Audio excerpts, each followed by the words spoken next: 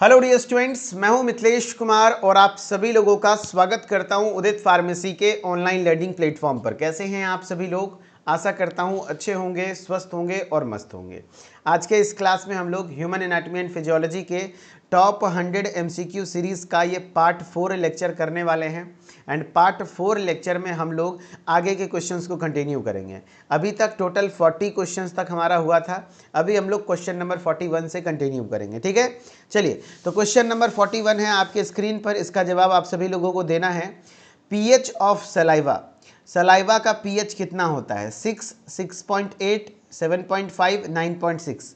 काफ़ी बार हमने क्लास में इस चीज़ों को मेंशन किया है, तो एक बार ध्यान दे दीजिए आप सभी लोग, है ना। एक बार आप सभी लोग इसको ध्यान दे दीजिए तो याद रह जाएगा। करेक्ट। और मैं थोड़ा सा रुक जाइए चलो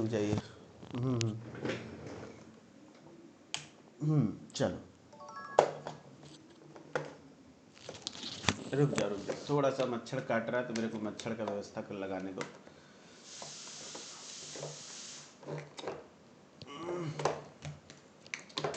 sorry guys, just take 1 second.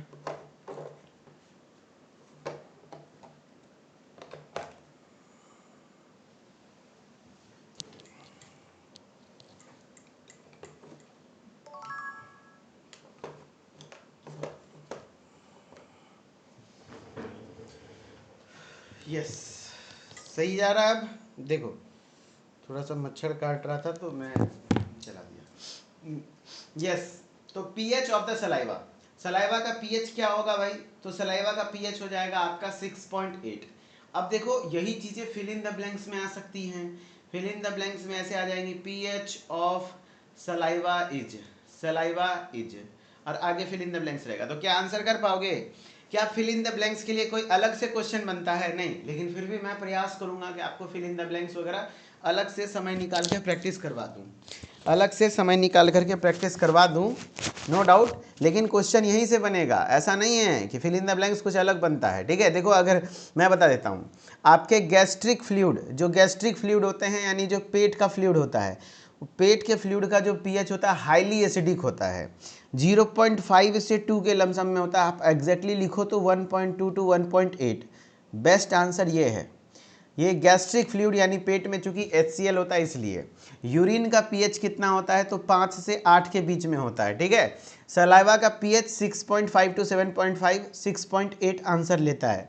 Muscle cell को याद नहीं रखना है, ब्लड का याद रखना है। 7.4 होता है। इंटेस्टाइनल फ्लूइड यानी कि आप समझ सकते हो इंटेस्टिशियल फ्लूइड वगैरह है, इंटरसेलुलर फ्लूइड, और किसी को याद नहीं रखना है, बस इतना याद रखना है। कौन कौन सा याद रखना है सर? तो गैस्ट्रिक फ्लूइड का पीएच याद रख लो, जो कि 1.2 to 1.8 होता है। सलाइवा का 6.8 होता है। ब्लड का 7.4 पीएच होता है। ये जरूरी है। ठीक है, हाँ। क्वेश्चन नंबर 42, यहीं से आपके फिल इन द ब्लैंक्स भी बनेंगे, मैं प्रैक्टिस भी करवा दूंगा आपका फिल इन द ब्लैंक्स भी। ठीक है, क्वेश्चन है, meninges that surrounds the brain is known as. Meninges जो कि ब्रेन को सराउंड करता है, कवर करने का काम करता है, वो क्या कहलाता है? Cranial meninges, spinal meninges, both of them या नन ऑफ दिस? तो ब्रेन को कवरिंग करने वाला, तो ब्रेन से रिलेटेड जो होता है, जैसे ब्रेन के नर्व्स को क्या कहते हैं? Cranial nerves. तो क्रेनियल वर्ड कहीं पे भी मिल रहा है ना, देखो ब्रेन से संबंधित होना चाहिए तो क्रेनियल वर्ड खोजो। तो क्रेनियल मेनिंजेस मिल गया तो आंसर हो जाएगा ए। क्रेनियल मेनिंजेस मिल जाएगा तो आंसर हो जाएगा ए। करेक्ट, हाँ, आंसर ए हो जाएगा। तो ये देखो आपके क्रेनियल मेनिंजेस होते हैं, जो कि कुछ इस तरीके से आपको दिख रहा होगा। क्रेनियल मेनिंजेस कुछ इस तरीके से आपको दिख रहे होंगे कि ब्रेन की कवरिंग है, जो कि मेनिंजेस है, जिसको क्रेनियल मेनिंजेस कहते हैं। करेक्ट। अगर मेनिंजेस की मैं बात करूं तो क्रेनियल मेनिंजेस जो होता है, ब्रेन की कवरिंग है, वो तीन मतलब जो लेयर होता है। कौन कौन सा लेयर होता है? सबसे बाहर का लेयर कहलाता है ड्यूरामेटर। ये देखो क्रेनियल मेनिंजेस है, ये 3 लेयर। सबसे बाहर लेयर है ड्यूरामेटर, उसके बाद बीच में होता है अरेक्नॉइड मेटर, सबसे अंदर वाला लेयर होता है पिया मेटर। तो एक बार ये पूछ लिया था कि बताओ भाई, क्रेनियल मेनिंजेस के सबसे इनर लाइनिंग को क्या कहते हैं? तो पिया मेटर, और सबसे बाहर वाली लाइनिंग को ड्यूरा मेटर। ऐसे याद रखना कि पिया के साथ जो मैटर करते हो वो कहाँ करते हो, बाहर या अंदर? तो अंदर करते हो कि बाहर करोगे, बेशरम हो, नहीं ना। तो पिया वाला जो काम होगा ना तो वो अंदर होगा, समझ रहे हो बात को? तो पिया का मैटर अंदर होता है तो इनर लेयर है। और दुआरी कहाँ होता है, घर का दुआरी? तो दुआरी होता है बाहर में, तो ड्यूरा मैटर बाहर होता है। तो ड्यूरा मैटर आउटर लेयर है स्कल का, एरेक्नॉइड मैटर बीच वाला है जिसमें आपके ब्लड वेसल्स होते हैं और सब एरेक्नॉइड स्पेस होते हैं। पिया मैटर आपके ब्रेन को कवर करता है जो कि आउट इनर लाइनिंग होता है, इनर, है ना। प्यारी समझ गई, क्या बात है, बहुत बढ़िया। The meninges has 3 layer, 2 layer, 4 layer, 1 layer. देखो वही मेनिंजेज के बारे में पूछा गया है कि कितना लेयर होता है, बताओ। मेनिंजेज हैज कितने लेयर होते हैं मेनिंजेज के? तो मेनिंजेज के भैया कितने लेयर होते हैं? तो मेनिंजेज के होते हैं 3 लेयर, है ना। कौन कौन सा? तो सबसे पहले dura mater, arachnoid space, then तीसरा पिया मैटर, करेक्ट। हाँ चलो भाई, क्वेश्चन नंबर 44 है, the organ of taste. Taste के ऑर्गन को क्या कहते हैं? Skin, tongue, nose, ear. The organ of taste, taste के ऑर्गन को क्या कहते हैं? तो जीभ कहते हैं, जीभ, है ना, टंग। हाँ, अगर हमको किसी चीज़ को टेस्ट करना है तो हम जीभ से ही ना करेंगे, नाक से आप उसका स्वाद ले सकते हो क्या? अगर आपकी भौजी मान लो, भाभी जी एकदम मस्त आलू क्या कहते हो, आलू दम बनाए हैं, है ना, तो क्या उसको नाक से चीखोगे? नहीं ना, जीभ से ही चीखते हो ना, तो टंग होगा, ठीक है। आलू दम मसाला कम, भौजी ना जे झमाझम गाँव घर में ये कहावत है, आप लोग भी सुने होंगे। चलो भाई, अगला क्वेश्चन है, question number 45, which of the following has highest concentration in the urine. Urine में किसका मात्रा सबसे ज़्यादा होता है? Highest concentration in the urine, urea, glucose, creatinine, uric acid. Which of the following has highest concentration in the urine. Urine में सबसे ज़्यादा मात्रा क्या होता है? यूरिया का, ग्लूकोज का, क्रेटिनिन का, यूरिक एसिड का। तो highest concentration in the urine, तो यूरिन में सबसे ज़्यादा मात्रा होता है यूरिया, सबसे ज़्यादा मात्रा होता है यूरिया। Very good. अगर आप यूरिन के कंपोजिशन की देखो तो नाइट्रोजनस वेस्ट में बात करें, सबसे ज़्यादा तो पानी होता है, लेकिन पानी ऑप्शन में नहीं था और वहाँ पूछ रहा था वेस्ट, है ना। यहाँ पे वाटर रहता ऑप्शन में तो वाटर होता, पेशाब में सबसे ज़्यादा पानी होता है। यूरिया होता है 2% जो कि नाइट्रोजनस वेस्ट है। बाकी क्रेटिनिन होता है लगभग 0.1 to 0.2%। यूरिक एसिड होता है 0.03 to 0.05%। बाकी इलेक्ट्रोलाइट्स जैसे सोडियम, पोटेशियम क्लोराइड ये सब होता है। बाकी थोड़ा बहुत अमोनिया, फॉस्फेट, सल्फेट ये सब थोड़ा बहुत मात्रा में होते हैं। अच्छा, जिसका किडनी फेल हो जाता है ना, जिस पेशेंट का किडनी फेल हो जाता है तो उस कंडीशन में देखा जाता है यही चीज़ है कि क्रेटिनिन का मात्रा बहुत ज़्यादा हो जाता है ब्लड में, है ना। हाँ, क्योंकि निकल नहीं पाता है। यूरिक एसिड का मात्रा बढ़ जाता है, यूरिया का मात्रा बढ़ जाता है, क्योंकि किडनी ही तो फिल्टर करता है। अगर किडनी फेल कर गया तो फिल्टर नहीं हो पा रहा है। समझ रहे हो बात को? यस। क्वेश्चन नंबर 46 है, जवाब दो। क्वेश्चन नंबर 46 है, electric current from nervous system is conducted in the body by with the help of. यानी कि नर्वस सिस्टम से जो इलेक्ट्रिक करंट इम्पल्स होता है वो कैसे कंडक्ट होता है, किसके माध्यम से? टेंडन के माध्यम से, नर्व्स के माध्यम से, कार्टिलेज के माध्यम से या लिगामेंट के माध्यम से।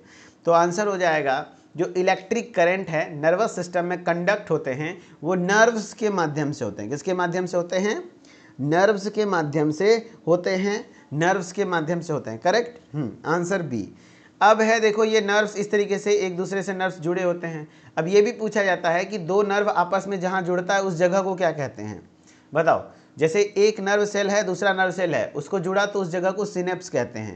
यानी न्यूरॉन न्यूरॉन जब आपस में जुड़ते हैं तो उस जगह को सिनेप्स बोला जाता है, याद रखना। साहिबा बानू कह रहे हैं 4 डेज में 1 शॉट में सिलेबस कैसे कंप्लीट होगा? हमने जानते हैं आज तक कभी आपका सिलेबस छूटा है नहीं ना, फिर काहे टेंशन ले रहे हो। एग्जाम से एक दिन पहले हम लोग 1 शॉट कराते थे, एक दिन पहले। इस बार तो कम से कम 4 दिन पहले स्टार्ट किए हैं।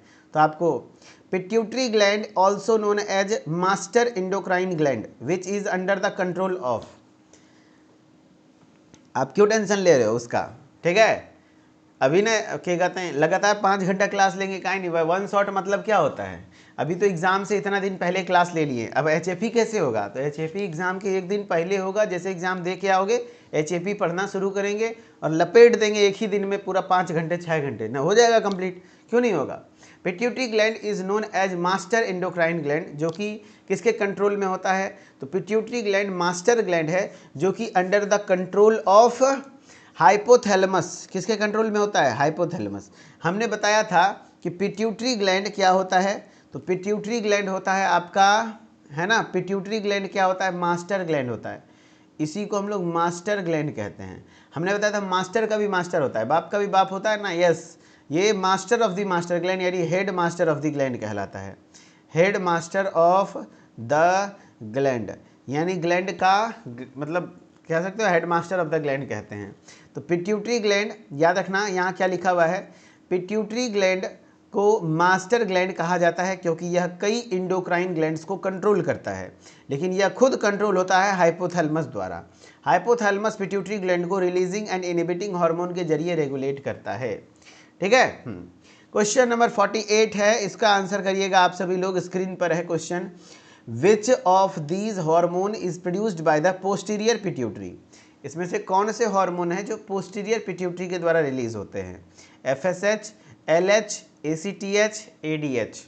Which of these hormones is produced by the posterior pituitary.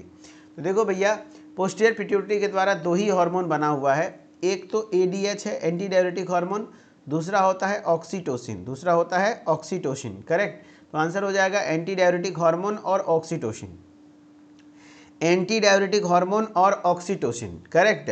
तो which of these hormone is produced by the posterior pituitary, तो ADH एंटी डायरेटिक हार्मोन, ठीक है। तो देखो एंटीरियर पिट्यूटरी के हार्मोन कौन कौन से हैं, तो एंटीरियर पिट्यूटरी ग्लैंड्स के हार्मोन हैं FSH और LH, TSH, prolactin, GH, ACTH, है कि नहीं, ये सब है एंटीरियर पिट्यूटरी के।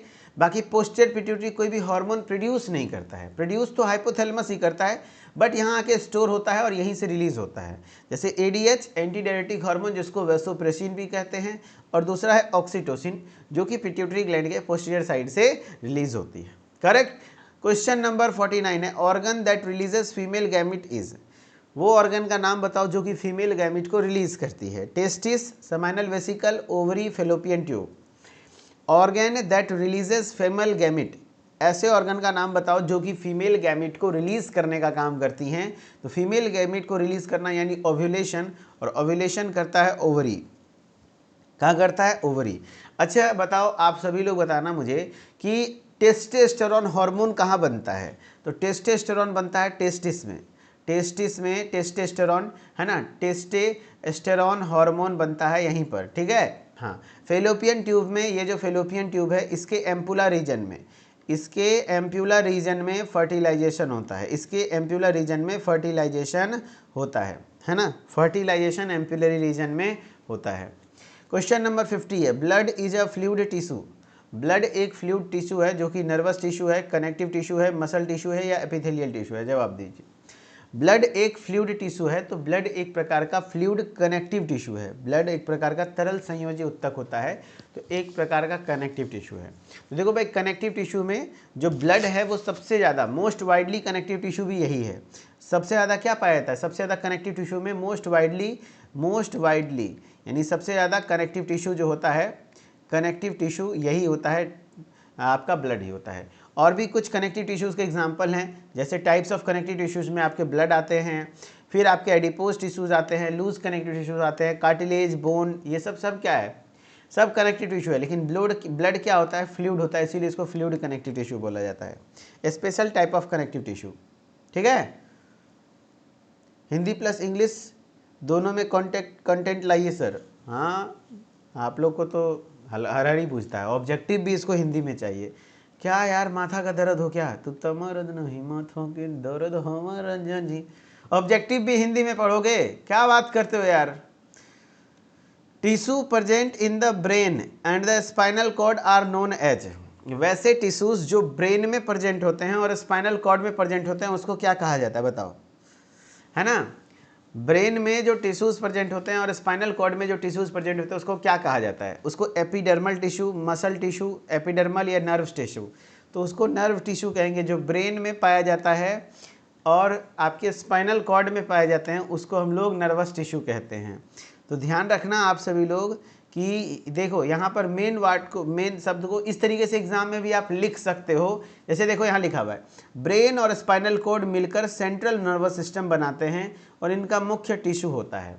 ठीक है, ऐसे लिख सकते हो। जहाँ पे देखो मेन वर्ड इंग्लिश में लिखा है, सेंटेंस बनाने के लिए हिंदी का सहारा लिया गया है। Nervous tissue, the tissue nerve impulse transmit करने का काम करता है, यानी नर्व इम्पल्स को ट्रांसमिट करने का काम करता है। ठीक है। क्वेश्चन नंबर 52 है, the cardiac cycle time is. Cardiac cycle का टाइम क्या है? बताओ भाई, cardiac cycle.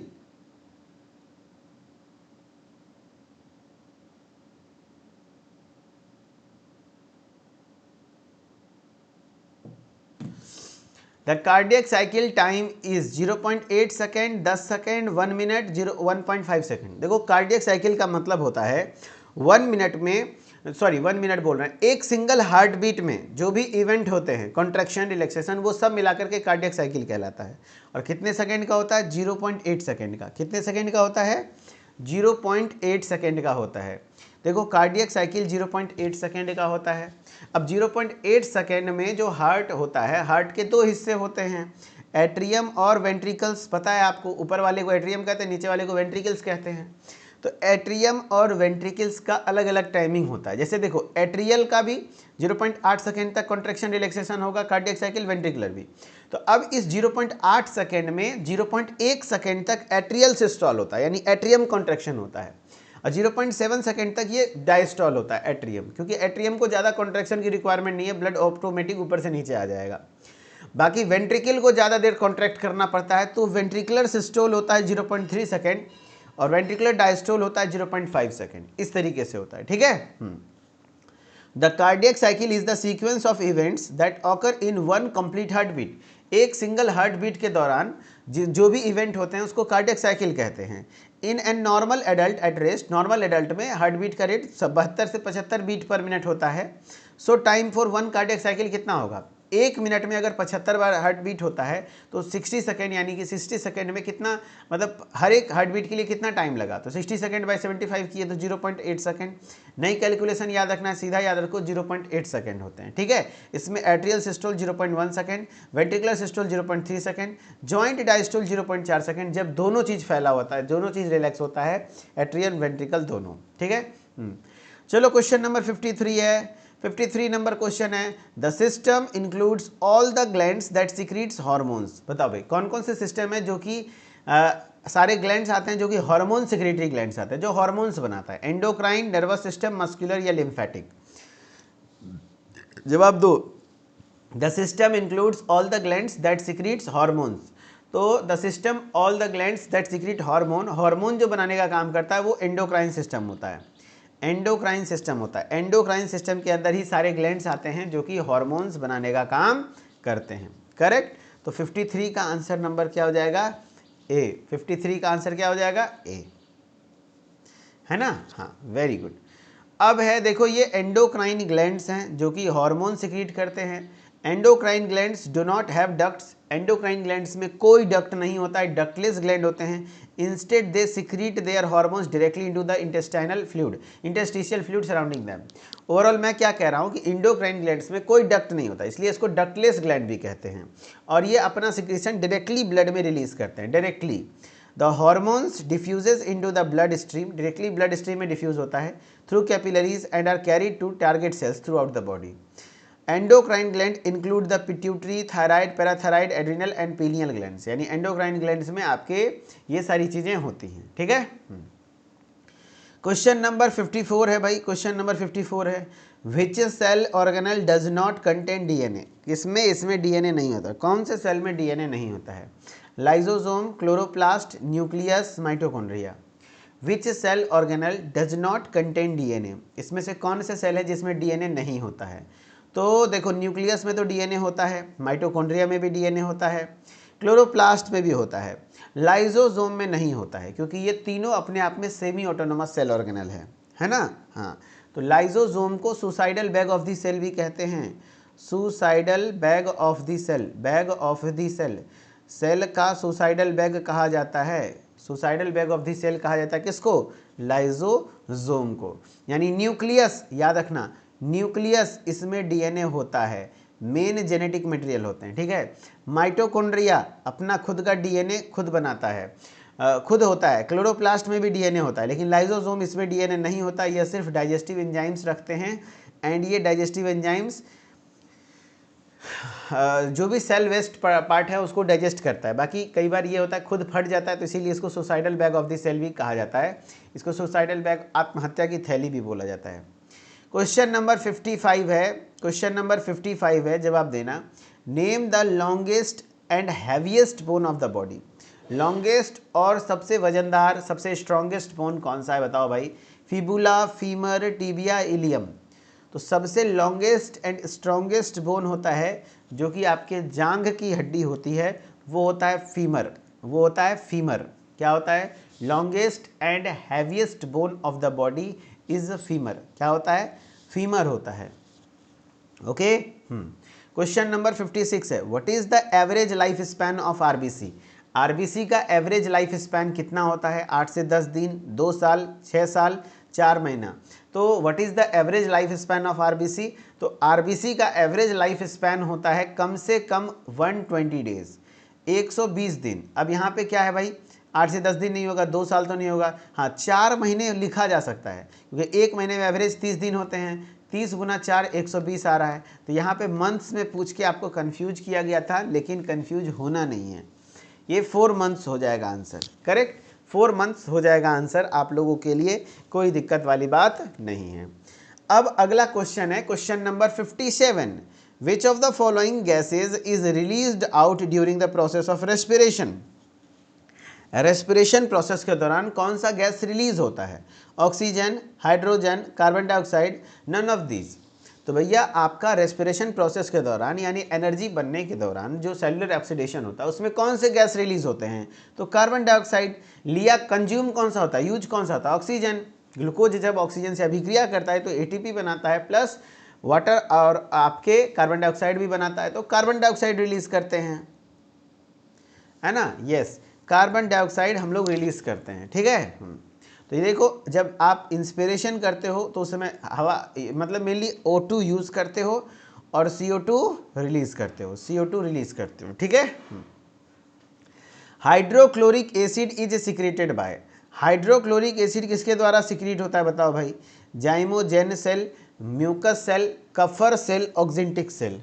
Hydrochloric acid is secreted by, hydrochloric acid किसके द्वारा सिक्रीट होता है भैया, हाइड्रोक्लोरिक एसिड जो होता है ना, ऑक्जेंटिक सेल, इसी को पैराइटल सेल कहते हैं, इसी को पैराइटल सेल कहते हैं, जिसके द्वारा रिलीज किया जाता है।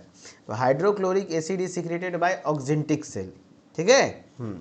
आंसर हो जाएंगे डी, यानी ऑक्जेंटिक सेल जिसको पैराइटल सेल कहते हैं, ये स्टोमक यानी गैस्ट्रिक ग्लैंड्स में होते हैं, और यह हाइड्रोक्लोरिक एसिड HCl तथा इंट्रिंसिक फैक्टर सिक्रिएट करते हैं।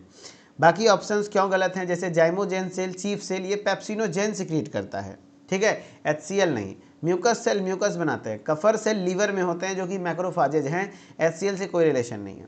बाकी याद रखना ये ऑक्जेंटिक सेल को ही पैराइटल सेल कहते हैं। यही आपके पेट में गैस्ट्रिक ग्लैंड्स होते हैं जो कि HCl हाइड्रोक्लोरिक एसिड रिलीज करते हैं। अच्छा, पेट में जो HCl है वो उसका pH कितना होता है, तो बहुत हाईली एसिडिक pH होता है, 1.2, मैंने कितनी बार बता रखा है, 1.2 to 1.8 pH होता है, काफ़ी बार पूछा हुआ सवाल है, 1.2 to 1.8 pH होता है, करेक्ट। हाँ, तो देखो भाई आपके पेट में जो ग्लैंड्स पाए जाते हैं उसको हम लोग क्या कहते हैं, गैस्ट्रिक ग्लैंड्स। और गैस्ट्रिक ग्लैंड्स में 4 प्रकार की कोशिकाएं होती हैं। एक तो म्यूकस सेल, म्यूकस सेल क्या सिक्रीट करते हैं, म्यूकस, जिससे कि एक पेट के अंदर लेयर बनता है जिसको हम लोग श्लेष्म झिल्ली या म्यूकस लेयर कहते हैं। फिर आपको मैं बता रहा था पैराइटल सेल, पैराइटल सेल क्या बनाता है, एसिड बनाता है, ठीक है। और आपका यहाँ क्या है, when food enters the stomach, जब खाना स्टोमक में एंटर करता है, stimulate secretion of hydrochloric acid, जिससे HCl सिक्रीट होना स्टिमुलेट होता है from the stomach, and HCl increases the acidity of stomach, जिससे कि यहाँ पर एसिडिटी बढ़ाता है और फिर डाइजेशन शुरू करता है, ठीक है। क्वेश्चन नंबर 59 है, muscles that are found in the heart to circulate the blood are known as. बताओ वो मसल्स जो कि आपके हार्ट में पाए जाते हैं ब्लड को सर्कुलेट करने के लिए, वो कौन सा है? Cardiac muscles, skeletal muscles, smooth muscles, hormonal muscles.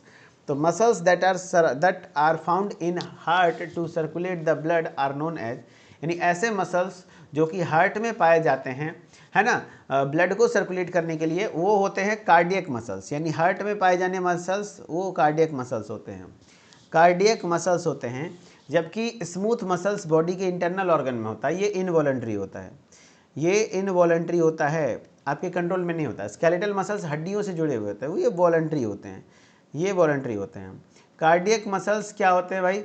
ये आपके इनवॉलंटरी होते हैं, ये भी आपके इनवॉलंटरी होते हैं, करेक्ट। हाँ, तो आपके देखो मेन 3 प्रकार के मांसपेशियां होती हैं, स्केलेटल मसल्स, स्मूथ मसल्स और कार्डियक मसल्स। काफ़ी बार अंतर पूछ लेता है स्मूथ मसल और स्केलेटल मसल में या कार्डियक मसल में। तो देखो स्केलेटल मसल्स कहाँ होते हैं? तो usually attached to the skeleton, usually ये स्केलेटन से अटैच्ड है। Smooth muscles usually covering wall of the internal organ, जैसे पेट, इंटेस्टाइन वगैरह में पाया जाता है। फिर कार्डियक मसल्स आपके हार्ट में पाया जाता है। फिर स्केलेटल मसल्स वॉलंटरी होते हैं, वॉलंटरी मतलब है ऐच्छिक है, आपके कंट्रोल में होता है। स्मूथ मसल्स इनवॉलंटरी होते हैं, जो आपके कंट्रोल में नहीं होता है ना। आपके पेट और इंटेस्टाइन आपके कंट्रोल में, मैं पेट को बोलूँगा ऐसे ऐसे करके दिखाओ, कॉन्ट्रैक्ट रिलैक्स नहीं ना हो पाएगा, नहीं। फिर आपके कार्डियक मसल्स भी इनवॉलंटरी हैं। बताओ भाई, मैं बोलूँगा हार्ट की मांसपेशियों को रोक के दिखाओ, थोड़ी देर अपना हार्ट बीट रोक के दिखाओ, तो नहीं। सांस को रोक सकते हो लेकिन हार्ट को नहीं रोक सकते हो, क्योंकि हार्ट इनवॉलंटरी है, ठीक है। फिर अब स्केलेटल मसल्स जो होते हैं, इनके फाइबर जो होते हैं स्ट्रिएटेड होते हैं, यानी इसमें धारियां प्रेजेंट होती है, इसीलिए स्ट्रिएटेड बोला जाता है। और इसमें भी स्ट्रिएशन होता है, इसीलिए इसको स्ट्रिएटेड। बाकी स्मूथ नाम ये चिकना, ए चिकने चलना, चिकना मतलब क्या हुआ कि इसमें कोई भी स्ट्रिएशन प्रेजेंट नहीं होता है, नॉन स्ट्रिएटेड होता है। एंड स्पिंडल शेप्ड होता है। स्पिंडल शेप्ड यानी जानते हो स्पिंडल शेप मतलब क्या होता है? ऐसा शेप जो बीन बजाने वाला नहीं होता है, सांप बजाने वाला बीन होता है ना, वो ऐसा शेप को स्पिंडल शेप्ड कहते हैं। यूनिन्यूक्लिएट होता है, यानी एक न्यूक्लियस होता है स्मूथ मसल्स में। बाकी स्केलेटल मसल्स मल्टी न्यूक्लिएट होते हैं, ट्यूबुलर शेप होता है, ट्यूब के आकार का होता है। बाकी कार्डियक मसल सेल्स ब्रांच्ड होते हैं, इसमें ब्रांचिंग प्रेजेंट होती है, एंड यूनिन्यूक्लिएटेड होते हैं, ठीक है। क्वेश्चन नंबर 60 आज के क्लास का लास्ट क्वेश्चन है, which of the following is not part of the plasma membrane of a cell. Cell के प्लाज्मा मेम्ब्रेन का पार्ट कौन सा नहीं है? Chromatin, cholesterol, glycoprotein, phospholipid. देखो भाई, सेल मेम्ब्रेन को प्लाज्मा मेम्ब्रेन भी कहते हैं, वो फॉस्फोलिपिड का मेनली बना ही है, प्लस थोड़ा बहुत मात्रा में ग्लाइकोप्रोटीन और थोड़ा बहुत मात्रा में कोलेस्ट्रॉल भी होता है। लेकिन क्रोमैटिन तो भाई, क्रोमैटिन फाइबर क्रोमोसोम बनाने का काम क्रोमोसोम है, जो कि न्यूक्लियस में पाया जाता है, तो ये नहीं होगा। Not a part of plasma membrane, chromatin नहीं होगा, करेक्ट। हाँ, क्रोमैटिन नहीं होगा, ओके। हाँ, तो ये चूंकि प्लाज्मा मेम्ब्रेन का पार्ट है, इसलिए वो क्रोमैटिन नहीं रहने वाला है, ओके। चलो, तो फाइनली आज का क्लास यहीं पर ओवर होता है। अगले क्लास अभी फार्माकोग्नोसी की क्लास होगी 11:30 से, तो सभी लोग ज्वाइन करना 11:30 पर, एंड आप सभी लोग अच्छे से पढ़ाई करना, ओके। 11:30 PM पर, 11:30 AM पर फार्माकोग्नोसी की क्लास हो जाएगी, तो आप सभी लोग ज्वाइन करिएगा। एंड मिथिलेश्वर ऑफिशियल से जुड़े रहिए। कैसा लगा क्लास कमेंट में जरूर बताइए। एंड बस घबराना नहीं है, परेशान नहीं होना है, अच्छे से पढ़ते रहना है। ऑब्जेक्टिव सीरीज टॉप 20 को अपना रिवीजन डेली, ऐसा नहीं कि अभी के टाइम पर सिर्फ सुटिक्स पढ़ेंगे, नहीं, ये गलती नहीं करना आपको। अपना HAP का टॉप 20 पढ़ाया हुआ है, उसके डेली 2-4 लेक्चर्स अपना 2x के स्पीड पर रिपीट करते रहिए, okay. Thank you so much, bye bye, take care, फिर मिलते हैं नेक्स्ट क्लास में, ओके, थैंक यू।